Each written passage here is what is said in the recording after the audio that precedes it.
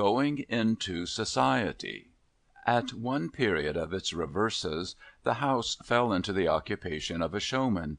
He was found registered as its occupier on the parish books of the time when he rented the house, and there was therefore no need of any clue to his name. But he himself was less easy to be found, for he had led a wandering life, and settled people had lost sight of him, and people who plumed themselves on being respectable were shy of admitting that they had ever known anything of him. At last, among the marshlands near the river's level that lie about Deptford and the neighbouring market gardens, a grizzled personage in velveteen, with a face so cut up by varieties of weather that he looked as if he had been tattooed, was found smoking a pipe at the door of a wooden house on wheels. The wooden house was laid up in ordinary for the winter near the mouth of a muddy creek, and everything near it, the foggy river, the misty marshes, and the steaming market gardens, smoked in company with the grizzled man. In the midst of this smoking party, the funnel chimney of the wooden house on wheels was not remiss, but took its pipe with the rest in a companionable manner. On being asked if it were he who had once rented the house to let, Grizzled Velveteen looked surprised and said, "Yes." Then his name was Magsman. That was it, Toby Magsman, which lawfully christened Robert, but called in the line from an infant Toby. There was nothing agin Toby Magsman, he believed. If there was suspicion of such, mention it. There was no suspicion of such, he might rest assured. But some inquiries were making about that house, and would he object to say why he left it? Not at all. Why should he? He left it along of a dwarf. Along of a dwarf? Mr. Magsman repeated deliberately and emphatically, along of a dwarf. Might it be compatible with Mr. Magsman's inclination and convenience to enter as a favour into a few particulars? Mr. Magsman entered into the following particulars. It was a long time ago to begin with. Afore lotteries and a deal more was done away with. Mr. Magsman was looking about for a good pitch, and he see that house, and he says to himself, "I'll have you if you're to be had. If money'll get you, I'll have you." The neighbours cut up rough and made complaints, but Mr. Magsman don't know what they would have had. It was a lovely thing. First of all, there was the canvas representin' the picter of the giant, in Spanish trunks and a ruff, who was himself half the height of the house, and was run up with the line and pulley to a pole on the roof, so that his 'ead was coeval with the parapet. Then there was the canvas representin' the picter of the Albany lady, showing her white hair to the Army and Navy in correct uniform. Then there was the canvas representin' the picter of the wild Indian a scalpin' a member of some foreign nation. Then there was the canvas representin' the picture of a child of a British planter, seized by two boa constrictors. Not that we never had no child, nor no constrictors neither. Similarly, there was the canvas representin' the picter of the wild ass of the prairies. Not that we never had no wild asses, nor wouldn't have had them as a gift. Last, there was the canvas representin' the picter of the dwarf, and like him too, considerin', with George the Fourth, in such a state of astonishment at him as his Majesty couldn't with his utmost politeness and stoutness express. The front of the house was so covered with canvases that there wasn't a spark of daylight ever visible on that side. Magsman's Amusements, 15 foot long by 2 foot high, ran over the front door and parlour winders. The passage was a arbour of green baize and garden stuff. A barrel organ performed there unceasing. And as to respectability, if threepence ain't respectable, what is? But the dwarf is the principal article at present, and he was worth the money.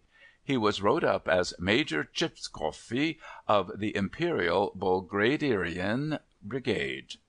Nobody couldn't pronounce the name, and it never was intended anybody should. The public always turned it, as a regular rule, into Chopski.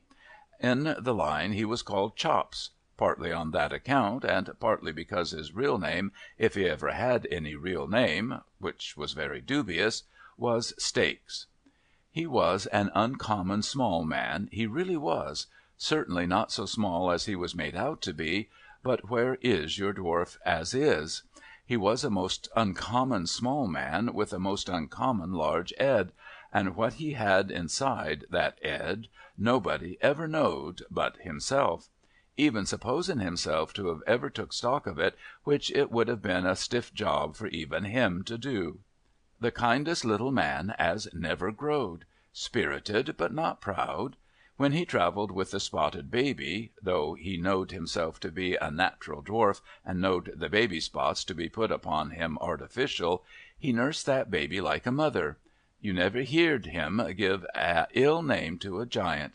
He did allow himself to break out into strong language respectin' the fat lady from Norfolk, but that was an affair of the 'art, and when a man's 'art has been trifled with by a lady, and the preference given to a Indian, he ain't master of his actions. He was always in love, of course, every human natural phenomenon is, and he was always in love with a large woman. I never knowed the dwarf as could be got to love a small one, which helps to keep 'em the curiosities they are. One sing'lar idea he had in that 'ead of his, which must have meant something, or it wouldn't have been there. It was always his opinion that he was entitled to property. He never would put his name to anything. He had been taught to write by the young man without arms who got his living with his toes. Quite a writing master he was, and taught scores in the line. But Chops would have starved to death afore he'd have gained a bit of bread by putting his hand to a paper. This is the more curious to bear in mind, because he had no property nor hope of property except his house and a sarser. When I say his house, I mean the box, painted, and got up inside like a regular 6-roomer that he used to creep into, with a diamond ring, or quite as good to look at, on his forefinger, and ring a little bell out of what the public believed to be the drawing-room winder.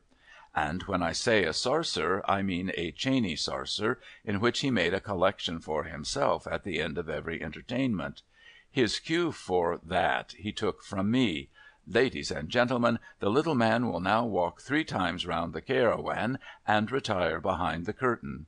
When he said anything important, in private life, he mostly wound it up with this form of words, and they was generally the last thing he said to me at night afore he went to bed. He had what I consider a fine mind, a poetic mind. His ideas respectin' his property never come upon him so strong as when he sat upon a barrel organ and had the handle turned.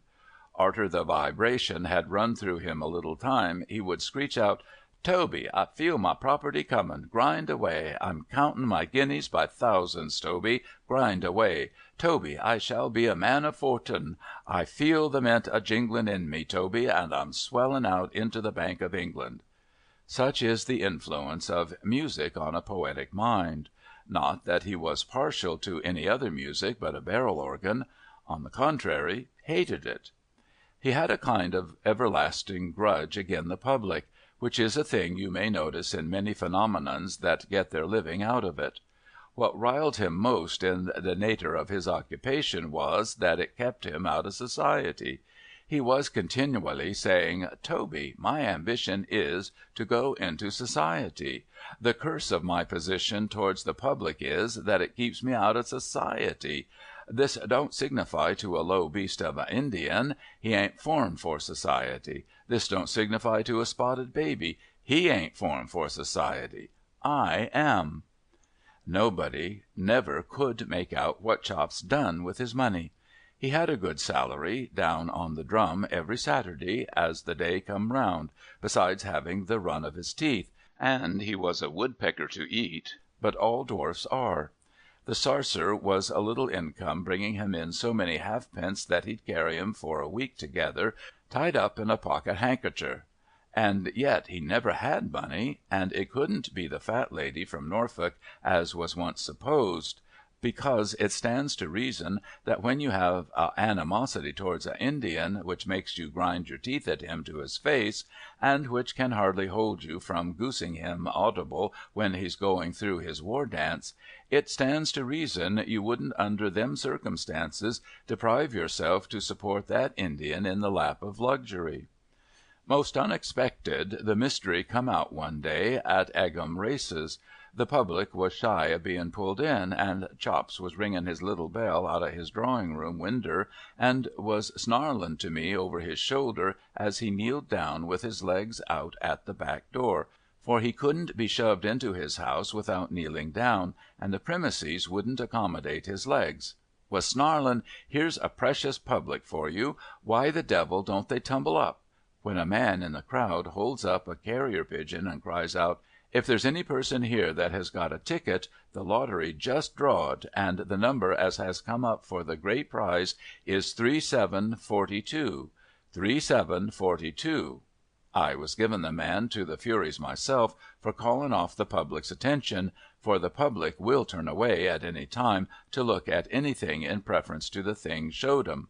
And if you doubt it, get 'em together for any individual purpose on the face of the earth, and send only 2 people in late, and see if the whole company ain't far more interested in taking particular notice of them 2 than of you.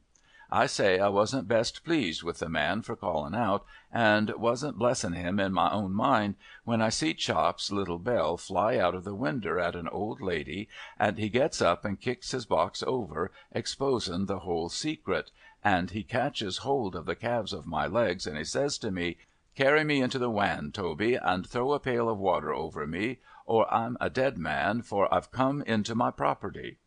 12,000 odd £100 was Chops's winnings. He had bought a half ticket for the 25,000 prize, and it had come up. The first use he made of his property was to offer to fight the wild Indian for £500 a side, him with a poisoned darning needle and the Indian with a club. But the Indian being in want of backers to that amount, it went no further. Arter he had been mad for a week, in a state of mind, in short, of which, if he had let him sit on the organ for only 2 minutes, I believe he would have bust. But we kept the organ from him. Mr. Chops come round, and behaved liberal and beautiful to all. He then sent for a young man he knowed, as had a wery genteel appearance, and was a bonnet at a gaming booth. Most respectable brought up, father having been eminent in the livery stable line, but unfortunate in a commercial crisis, through painting an old grey ginger bay and selling him with a pedigree. And Mr. Chops said to this bonnet, who said his name was Normandy, which it wasn't, "Normandy, I'm a-going into society. Will you go with me?" Says Normandy, "Do I understand you, Mr. Chops, to hintimate that the 'ole of the expense of that move will be borne by yourself?" "Correct," says Mr. Chops, "and you shall have a princely allowance too." The bonnet lifted Mr. Chops upon a chair to shake hands with him, and replied in poetry, with his eyes seemingly full of tears, "My boat is on the shore, and my bark is on the sea, and I do not ask for more, but I'll go along with thee." They went into society with a chay and 4 greys with silk jackets. They took lodgings in Pall Mall, London, and they blazed away. In consequence of a note that was brought to Bartlemy Fair in the autumn of next year by a servant most wonderful got up in milk-white cords and tops, I cleaned myself up and went to Pall Mall one evening apanted. The gentlemen was at their wine arter dinner, and Mr. Chops' eyes were more fixed in that 'ed of his than I thought good for him. There was 3 of 'em in company, I mean, and I knowed the 3rd well. When last met he had on a white Roman shirt and a bishop's mitre covered with leopard skin, and played the clarinet all wrong in a band at a wild beast show. This gentleman took on not to know me, and Mr. Chops said, "Gentlemen, this is a old friend of former days," and Normandy looked at me through a eye-glass and said, "Magsman, glad to see you," which I'll take my oath he wasn't. Mr. Chops, to get him convenience to the table, had his chair on a throne, much of the form of George the Fourth in the canvas, but he hardly appeared to me to be a king there in any other point of view, for his two gentlemen ordered about like emperors. They was all dressed like May Day, gorgeous, and as to wine, they swam in all sorts. I made the round of the bottles, first separate, to say I had done it, and then mixed 'em all together, to say I had done it, and then tried two of 'em as half and half, and then t'other two. Altogether I passed a pleasin' evening, but with a tendency to feel muddled, until I considered it good manners to get up and say, "Mr. Chops, the best of friends must part.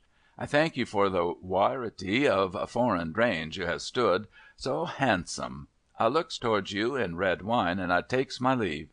Mr. Chops replied, "If you just hitch me out of this over your right arm, Magsman, and carry me downstairs, I'll see you out." I said I couldn't think of such a thing, but he would have it, so I lifted him off his throne. He smelt strong of Madeira, and I couldn't help thinking as I carried him down that it was like carrying a large bottle full of wine, with a rayther ugly stopper, and a good deal out of proportion. When I set him on that doormat in the hall, he kept me close to him by holding on to my coat collar, and he whispers, "I ain't happy, Magsman." "What's on your mind, Mr. Chops?" "They don't use me well. They ain't grateful to me.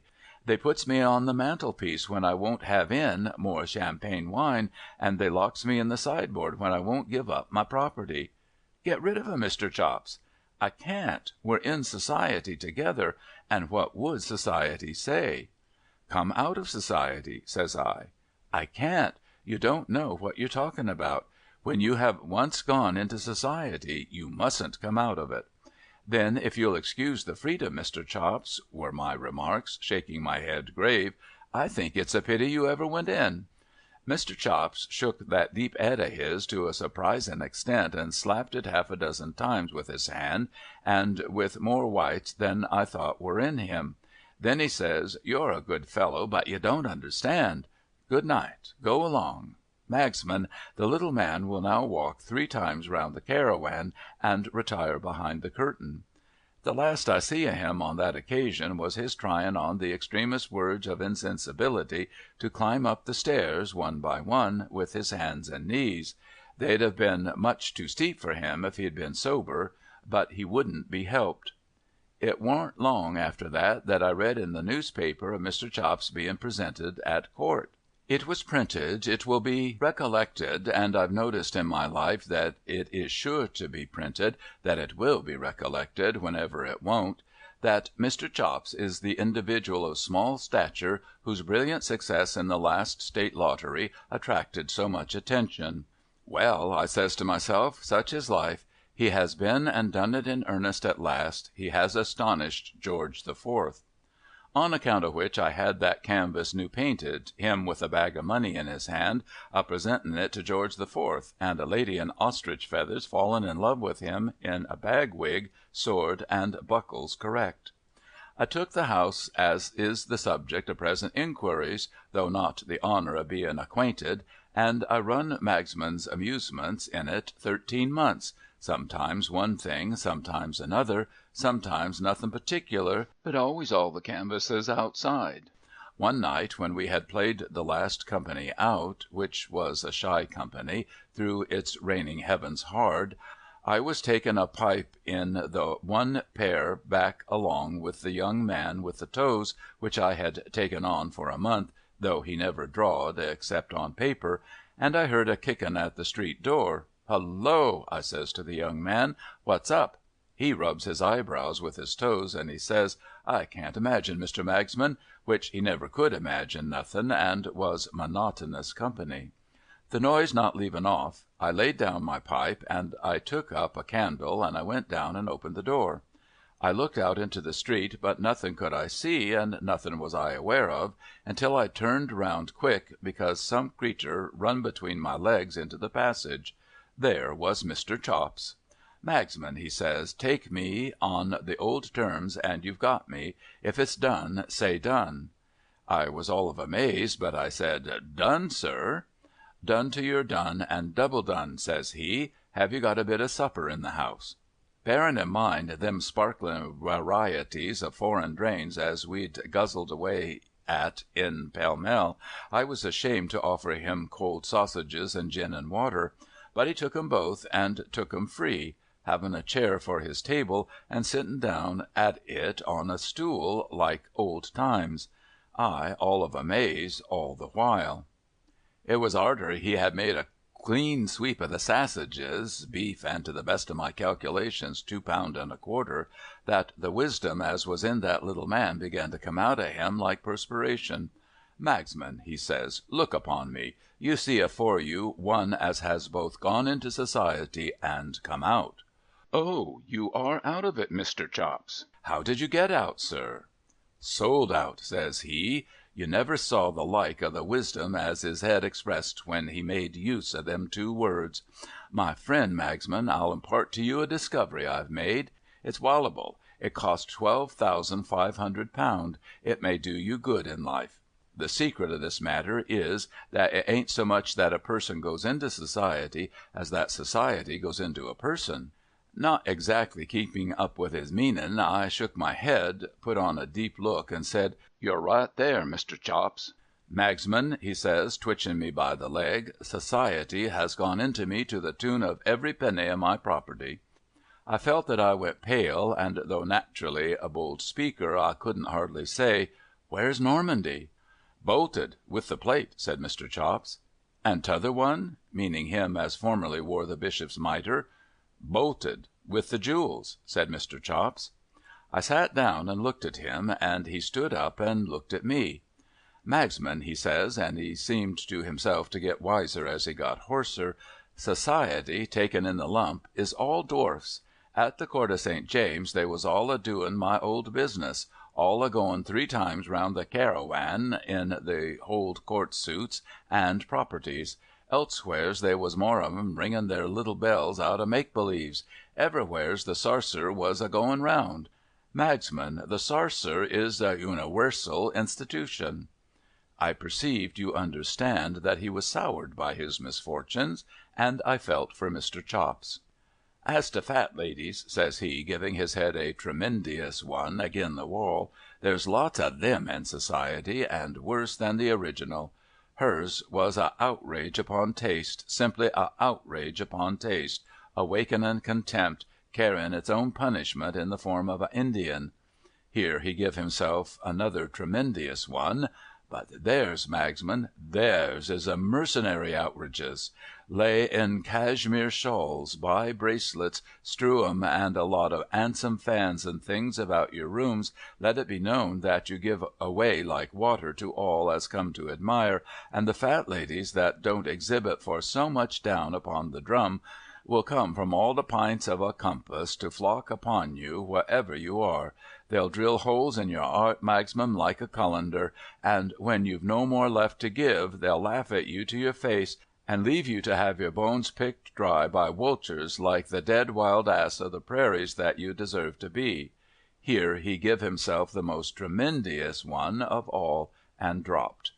I thought he was gone. His head was so heavy, and he knocked it so hard, and he fell so stony, and the sassagerial disturbance in him must have been so immense, that I thought he was gone.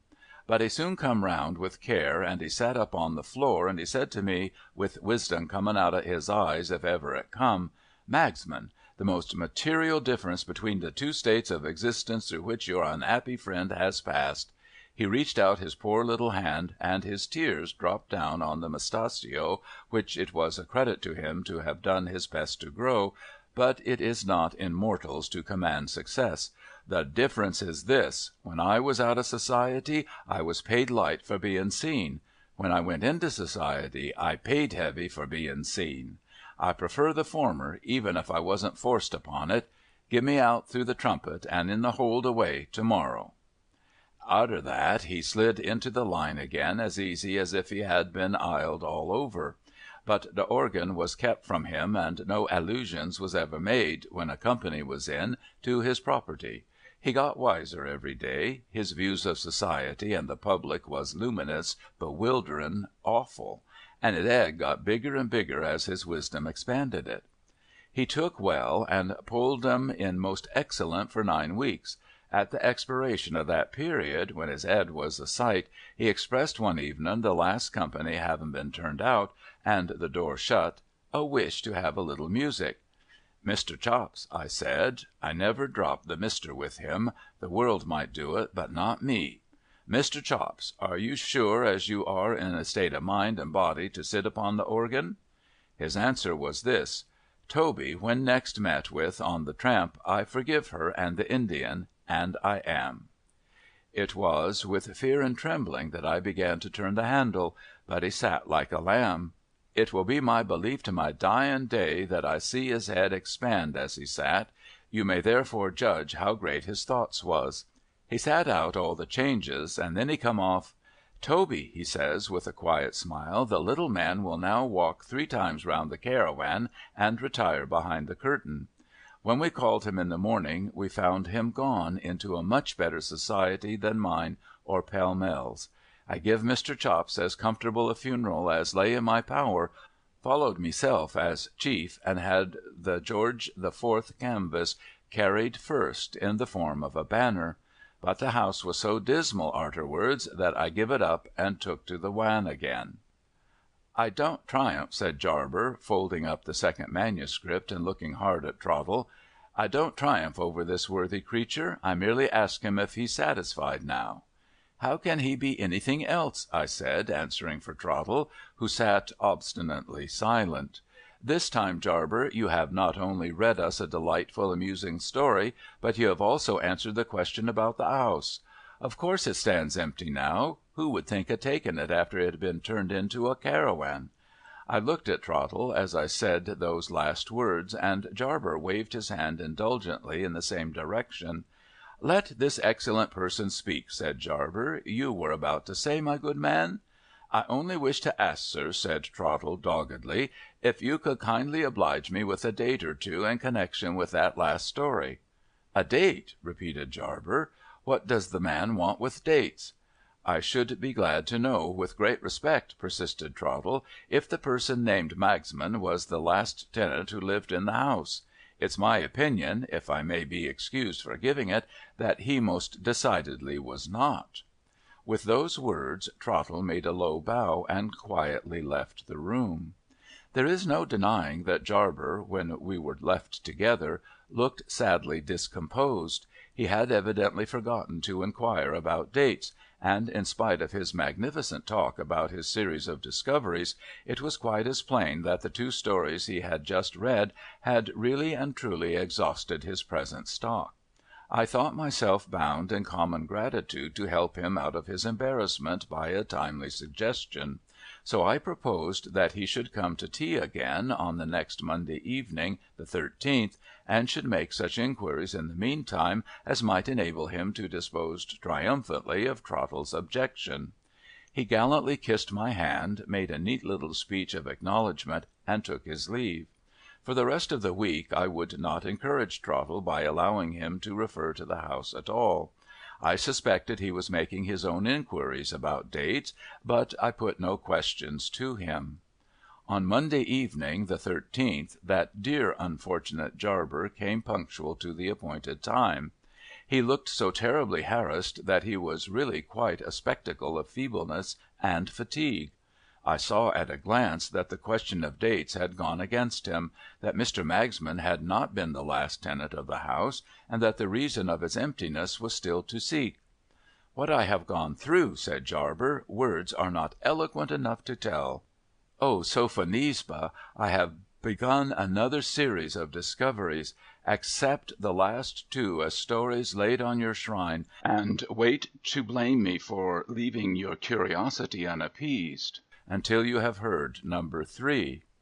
Number 3 looked like a very short manuscript, and I said as much. Jarber explained to me that we were to have some poetry this time. In the course of his investigations he had stepped into the circulating library to seek for information on the one important subject. All the library people knew about the house was, that a female relative of the last tenant, as they believed, had, just after that tenant left, sent a little manuscript poem to them, which she described as referring to events that had actually passed in the house, and which she wanted the proprietor of the library to publish. She had written no address on her letter, and the proprietor had kept the manuscript ready to be given back to her (the publishing of poems not being in his line) when she might call for it. She had never called for it, and the poem had been lent to Jarber, at his express request, to read to me. Before he began I rang the bell for Trottle, being determined to have him present at the new reading, as a wholesome check on his obstinacy. To my surprise, Peggy answered the bell and told me that Trottle had stepped out without saying where. I instantly felt the strongest possible conviction that he was at his old tricks, and that his stepping out in the evening without leave meant philandering. Controlling myself on my visitor's account, I dismissed Peggy, stifled my indignation, and prepared, as politely as might be, to listen to Jarber. End of story.